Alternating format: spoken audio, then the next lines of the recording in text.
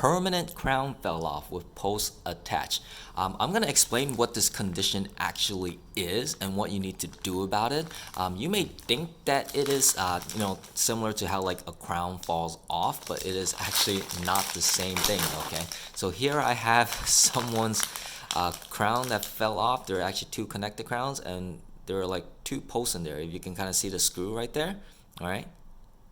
Alright, so this is what a permanent crown with the post still attached in it looks like when it falls off. Okay, so the one thing I want to make clear is that this is not the same as a permanent crown just falling off with like nothing in there. Okay, so like if you have a crown like this that falls off, right? Right, the crown falls off. You see how there's nothing in there. It's nice and clean, right?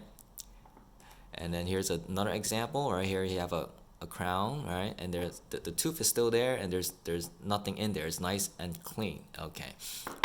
So those two situations I consider as, like the glue loosening or melting, and then that's why the crown got loose and fell off, right? But for a crown that has a screw in there that kind of falls off is usually never just the glue that has loosened, because if you look very carefully in there, you can see like there's like tooth structure in there. Okay, it's like pieces of the tooth are stuck in there. So what this condition actually is actually a tooth fracture. Okay, so when the permanent crown falls off with the post still in there, it is not a crown falling off, it is actually a tooth fracture, right? It fell off because the tooth underneath fractured off with it. Okay, the reason why there's that distinction is that if you just kind of glue this back in, I mean, while you could glue it back in, it'll come back off within like a few weeks, a month, or something like that. And then every time it happens, the interval between when you need to re-glue it gets shorter and shorter. So in other words, you'll be going back to the dentist a lot of times just to have this thing re-glued back in, which is not a solution to the problem.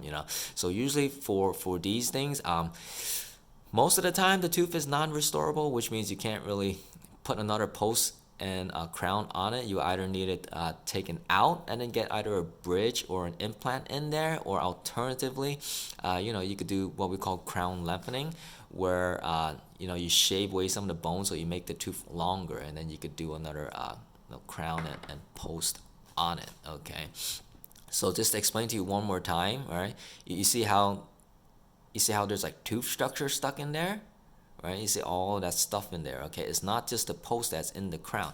So I can kind of show you, here's a crown with a post on here, right? If it does fall off that way, it should be pretty clean looking, right? Here you don't see anything else in here, right? This is just the crown and the post. But 99% of the time, when you get a crown with a post screw still stuck inside of the crown, it will always have like extra tooth structure in there. So just to reiterate, so this is actually a crown fracture, right? It is not a crown that has fallen off due to weakening or loosening or melting, crown cement. All right, and that's it.